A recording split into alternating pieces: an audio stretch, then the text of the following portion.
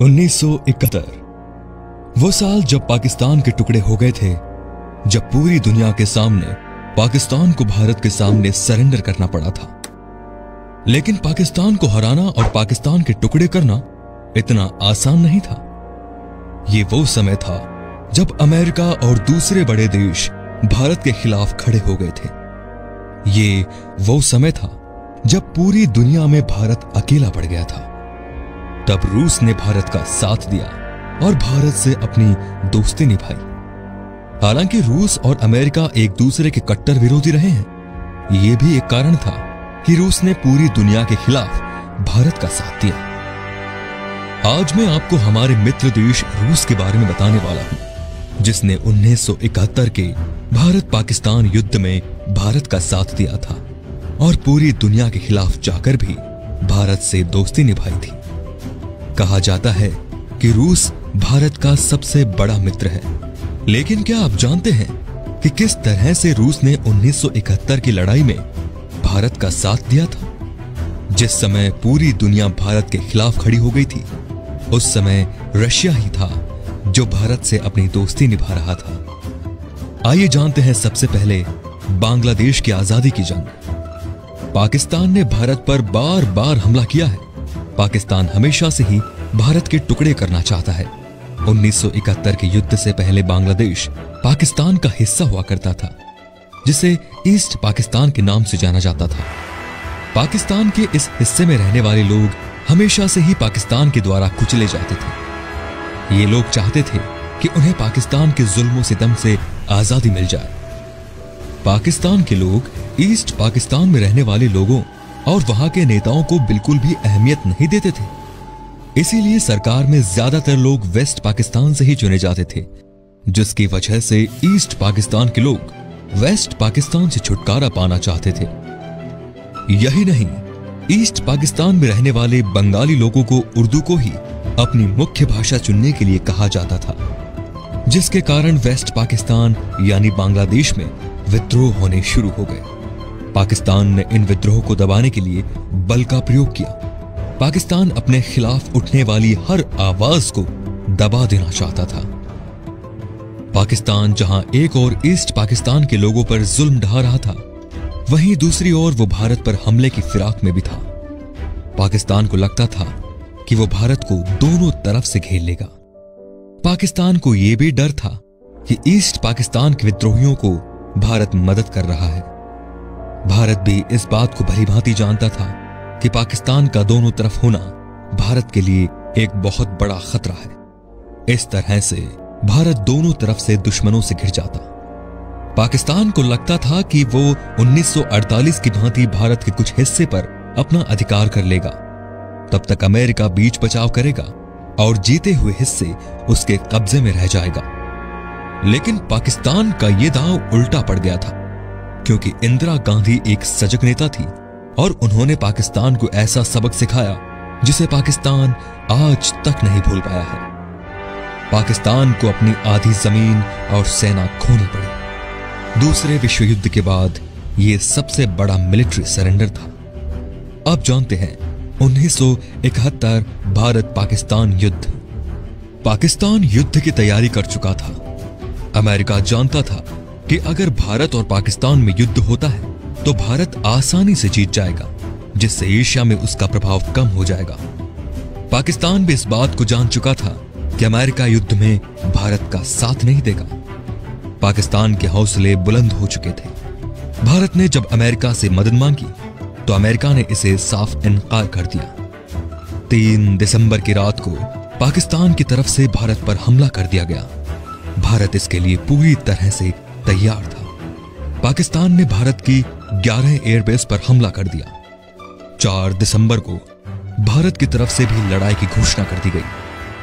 ये पहली लड़ाई थी जिसमें भारत की तीनों सेनाएं एक साथ लड़ी थी और बहुत जल्द पाकिस्तान का 15,010 किलोमीटर का क्षेत्र अपने कब्जे में कर लिया था।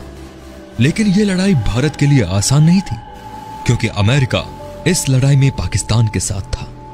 वहीं वो चीन को भी अपने साथ मिलाकर भारत को दबाना चाहता था। उसे डर था कि कहीं ईस्ट पाकिस्तान की आजादी में भारत का हाथ रहा तो भारत बड़ी शक्ति बनकर उभरेगा। साथ ही एशिया में रूस का प्रभाव भी बढ़ने लगेगा। अमेरिका के द्वारा पाकिस्तान का साथ दिए जाने का एक कारण यह भी था कि पाकिस्तान अमेरिका के द्वारा बनाए गए 2 मिलिट्री संगठनों सैंटो एंड सिएटो का हिस्सा था। अमेरिका बांग्लादेश से भारत में आने वाले रिफ्यूजी की समस्या, वहां के लोगों पर हो रहे अत्याचार और उनकी आजादी को लेकर भारत का साथ नहीं दे रहा था, बल्कि वो चीन के साथ मिलकर भारत पर दबाव बना रहा था कि वो ईस्ट पाकिस्तान यानी बांग्लादेश के मुद्दे से दूर रहे। आइए अब जानते हैं रूस और भारत के बीच संधि। ऐसे में इंदिरा गांधी ने एक कठोर कदम उठाते हुए 9 अगस्त को सोवियत यूनियन के साथ शांति, भाईचारे और सहयोग की संधि पर हस्ताक्षर कर दिए, जिससे अमेरिका पूरी तरह से भारत के खिलाफ हो गया। 3 दिसंबर 1971 को पाकिस्तान ने भारत पर हमला कर दिया। 4 दिसंबर 1971 को इंदिरा गांधी ने देश में इमरजेंसी की घोषणा कर दी और सेना को पाकिस्तान का मुंह तोड़ जवाब देने को कहा। इस लड़ाई के पहले दिन ही भारतीय नेवी के जहाज राजपूत ने एक पाकिस्तानी सबमरीन को डुबो दिया। नेवी की स्पीड बोट्स ने 10 पाकिस्तानी बैटल शिप्स को खत्म कर दिया। साथ ही 12 पाकिस्तानी तेल भंडारों को आग के हवाले कर दिया। अमेरिका इस युद्ध में भारत को अलग थलग करना चाहता था।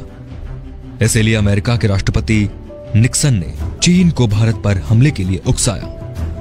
लेकिन रूस चीन को पहले से ही आगाह कर चुका था कि अगर चीन ने भारत पर हमला किया तो उसे इसके परिणाम भुगतने के लिए तैयार रहना होगा।